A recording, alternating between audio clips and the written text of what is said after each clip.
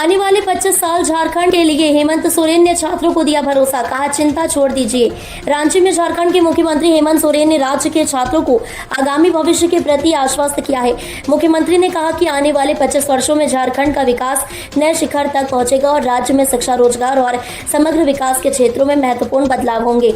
उन्होंने छात्रों से अपील की कि वे चिंताओं को छोड़कर अपनी मेहनत और आत्मविश्वास से भविष्य की ओर बढ़े।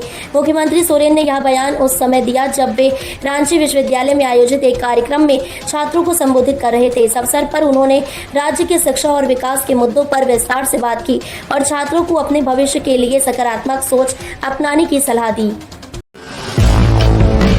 झारखंड राजनीति, हेमंत सोरेन अडानी मुलाकात पर कांग्रेस ने दी सफाई। अब कहा राहुल गांधी भी। रांची में झारखंड के पूर्व मुख्यमंत्री हेमंत सोरेन और उद्योगपति गौतम अडानी की मुलाकात को लेकर सियासी घमासान तेज हो गया है। इस मुद्दे पर कांग्रेस को बार बार सफाई देनी पड़ रही है। अब कांग्रेस ने कहा है कि राहुल गांधी खुद भी अडानी समूह पर हमलावर हैं, लेकिन अगर किसी राज्य सरकार को निवेश के लिए उनसे बात करनी पड़ती है तो इसे गलत नहीं माना जाना चाहिए। हेमंत सोरेन जब झारखंड के मुख्यमंत्री थे तब उन्होंने उद्योगपति गौतम अडानी से मुलाकात की थी। इसके बाद से विपक्ष लगातार सवाल उठा रहे हैं।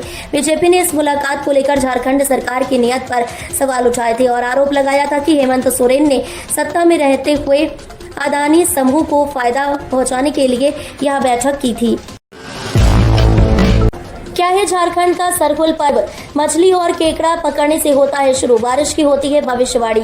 झारखंड की राजधानी रांची में प्रकृति के उपासक कहे जाने वाले आदिवासी समाज का सबसे प्रमुख त्योहार सरहुल की आज शोभा यात्रा निकलेगी। यात्रा में लाखों की संख्या में आदिवासी समाज के लोग अपने पारंपरिक वेशभूषा लाल पाज साड़ी में, महिलाएं और धोती कुर्ता या गंजी धोती और लाल पाड़ वाली गमछी में पुरुष सदस्य शामिल होंगे। ढोल मांदर की धाप पर थिरकते, नाचते, गाते, झूमते हुए हाथों में सरना झंडा लिए विशाल शोभा यात्रा के रूप में केंद्रीय सरना स्थल रांची के सिरम चोली जाएंगे। 3 दिवसीय प्राकृतिक पर्व सरहुल के पहले दिन सोमवार को वाहन के द्वारा तालाब में जाकर मछली और केकड़ा पकड़ा जाता है। वहीं दूसरे दिन यानी मंगलवार को सरहुल की विशाल शोभा यात्रा निकलेगी जो रांची के सिरम चोले स्थित सरना स्थल तक जाएगी और तीसरे दिन यानी बुधवार को फुलखोसी के साथ पर्व का समापन हो जाएगा। झारखंड के गिरिडीह में भजन बजाने को लेकर विवाद, 2 समुदायों के बीच झड़प, पथराव में कई घायल। झारखंड के गिरिडीह जिले के धैर्याजही क्षेत्र में भजन बजाने को लेकर 2 समुदायों के बीच विवाद हो गया जो बाद में हिंसक झड़प में बदल गया। इस झगड़े के दौरान पथराव और मारपीट भी हुई जिसमें करीब 6 लोग घायल हो गए। स्थिति को नियंत्रण में लाने के लिए भारी पुलिस बल तैनात किया गया है। मामला 31 मार्च की रात का है जब रामनवमी की तैयारियों के तहत मंदिर में भजन कीर्तन का आयोजन किया जा रहा था। बताया जा रहा है कि भक्तिमय गाने भजन तेज आवाज में बजाए जा रहे थे जिस पर मुस्लिम समुदाय के लोगों ने आपत्ति जताई। इसी बात को लेकर दोनों पक्षों में पहले कहा सुनी हुई जो देखते ही देखते हिंसक झड़प में बदल गई। स्थानीय लोगों के अनुसार विवाद इतना बढ़ गया कि दोनों पक्षों ने एक दूसरे पर पत्थरबाजी शुरू कर दी। आजादी के समय जो कमिटमेंट किए गए, वक्फ बिल को लेकर नीतीश कुमार पर बरसे प्रशांत किशोर, कहा इतिहास में दोष उनको जाएगा। वक्फ बिल को लेकर जन स्वराज पार्टी के संस्थापक प्रशांत किशोर ने बीजेपी और बिहार के सीएम नीतीश कुमार को घेरा है। प्रशांत किशोर ने कहा जब इस कानून का इतिहास लिखा जाएगा तो इस कानून को बनने का दोष बीजेपी से ज्यादा कहीं न कहीं नीतीश जी के सर पर होगा। सरकार ने मंगलवार को साफ कर दिया कि वो बुधवार को दोपहर 12 बजे वक्फ बिल को लोकसभा के पटल पर रखेगी।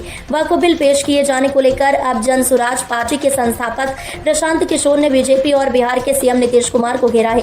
प्रशांत किशोर ने कहा यह दुर्भाग्यपूर्ण है, मैं इसको मुसलमानों और हिंदुओं के खिलाफ नहीं देखता हूं। प्रशांत किशोर ने आगे कहा मैं इसको इस नजर से देखता हूं कि बिल के मेरिट को एक बार किनारे भी रखे तो जब देश आजाद हुआ हमारे संस्थापकों ने जो उस समय कमिटमेंट किए। बिहार में इस महीने 50 डिग्री जैसा टॉर्चर हीट वेव का अलर्ट, आरा, पटना, भागलपुर और दरभंगा में भी बरसेगी आग। बिहार में अप्रैल में ही भीषण गर्मी ने दस्तक दे दी है। तापमान 40 डिग्री सेल्सियस तक पहुंच रहा है। मौसम विभाग ने हीट वेव का अलर्ट जारी किया है। इससे पश्चिमी बिहार 3 दिनों तक प्रभावित रहेगा। बारिश की कमी और बढ़ता तापमान चिंता का विषय है। आगामी दिनों में तापमान में और वृद्धि की संभावना जताई गई है। अप्रैल का महीना लग गया है और बिहार तपने लगा है। गर्मी ने अभी से मई जैसे हालत बना दिए हैं। राज्य के कई जिलों में तापमान 40 डिग्री सेल्सियस तक पहुंच रहा है। मौसम विभाग ने हीट वेव को लेकर अलर्ट जारी किया है। 3 दिन तक राज्य का पश्चिमी शमी इलाका हीटवेव की चपेट में आने वाला है। इधर बढ़ती तपिश को देखते हुए लोगों ने अपनी एसी और कूलरों को निकालना शुरू कर दिया है। मौसम विभाग का अलर्ट भी डराने वाला है। अब वर्दी में नहीं दिखेगी ये लेडी सिंघम। आईपीएस काम्या मिश्रा का भी इस्तीफा मंजूर। बिहार में रही एसपी। भारतीय पुलिस सेवा की 2019 बैच की आईपीएस काम्या मिश्रा का इस्तीफा मंजूर कर लिया गया है। राष्ट्रपति भवन की तरफ से मंगलवार को काम्या मिश्रा के इस्तीफे को स्वीकार करने का नोटिफिकेशन भी जारी कर दिया गया है। चर्चित आईपीएस शिवदेव लांजे के बाद काम्या मिश्रा बिहार की दूसरी ऐसी भारतीय पुलिस सेवा की अधिकारी हो गई हैं जिन्होंने अपनी सेवा अवधि में ही इस्तीफा दे दिया है। काम्या मिश्रा की गिनती एक तेज तर्रार पुलिस ऑफिसर के रूप में होती रही है।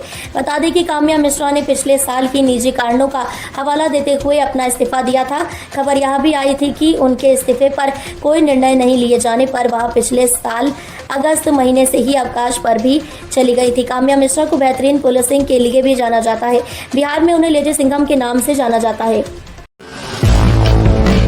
बिहार में एक नहीं दो वक्फ बोर्ड 29,000 बीघे हैं जमीन बिल को लेकर विरोध में उतरे। बिहार समेत पूरे देश में वक्फ संशोधन बिल को लेकर चर्चा है। बिहार में चंद रोज पहले ही All India Muslim Personal Law Board के आह्वान पर राजधानी में गर्दनी बाग धरना स्थल पर वक्फ संशोधन बिल के विरोध में धरने का आयोजन किया गया था, जिसमें दावा किया गया कि बिहार के मुसलमान वक्फ संशोधन बिल के विरोध में हैं। आयोजनकर्ताओं ने यह भी दावा किया था कि इस धरने में बिहार के साथ दूसरे प्रदेशों के मुस्लिम समुदाय के लोगों ने हिस्सा लिया था। ऐसे में यह सवाल भी उठ रहा है कि क्या वक्फ बोर्ड के पास बिहार में कितनी संपत्ति है। बिहार में 2 वक्फ बोर्ड हैं। इनमें बिहार राज्य सुन्नी वक्फ बोर्ड और बिहार राज्य शिया वक्फ बोर्ड है। बिहार राज्य सुन्नी वक्फ बोर्ड की स्थापना 1948 में बिहार में वक्फ के भीतर बेहतर प्रशासन के लिए की गई थी। सुन्नी वक्फ बोर्ड के अध्यक्ष अभी इरशादुल्लाह हैं, जबकि बिहार राज्य शिया वक्फ बोर्ड की स्थापना बिहार वक्फ अधिनियम 1947 के तहत की गई थी। शिया वक्फ बोर्ड के अध्यक्ष सैयद अफजल अब्बास हैं। वक्फ संशोधन बिल आज लोकसभा में होगा पेश। विपक्ष ने किया विरोध का ऐलान। जानिए क्या होंगी बड़ी चुनौतियां। नई दिल्ली में मोदी सरकार आज लोकसभा में वक्फ संशोधन विधेयक 2025 वक्फ अमेंडमेंट बिल 2025 पेश करने जा रही है। इस बिल के जरिए वक्फ संपत्तियों के प्रबंधन और उनके उपयोग से जुड़े कानूनों में बदलाव किया जाएगा। सरकार का दावा है कि इस विधेयक से वक्फ संपत्तियों के दुरुपयोग को रोका जा सकेगा और पारदर्शिता आएगी। हालांकि इस बिल को लेकर विपक्ष पहले से ही विरोध की तैयारी कर रहे हैं और इसे सांप्रदायिक एजेंडा करार दे रहा है। वक्फ एक्ट 1995 में संशोधन के लिए यह बिल लाया जा रहा है। इस बिल में वक्फ संपत्तियों की पहचान, पंजीकरण और उनके प्रबंधन को लेकर नई प्रक्रियाएं लागू करने का प्रस्ताव है। सरकार के अनुसार इस बिल का उद्देश्य वक्फ बोर्डों की जवाबदेही तय करना और गैर कानूनी अतिक्रमण को रोकना है। ऋषभ पंत का भी हुआ राहुल जैसा हाल। बीच मैदान एलएसजी के मालिक ने लगा दी फटकार। नई दिल्ली में दिल्ली कैपिटल्स डीसी के कप्तान ऋषभ पंत का हाल भी लखनऊ सुपर जायंट्स एलएसजी के कप्तान केएल राहुल जैसा होता नजर आ रहा है।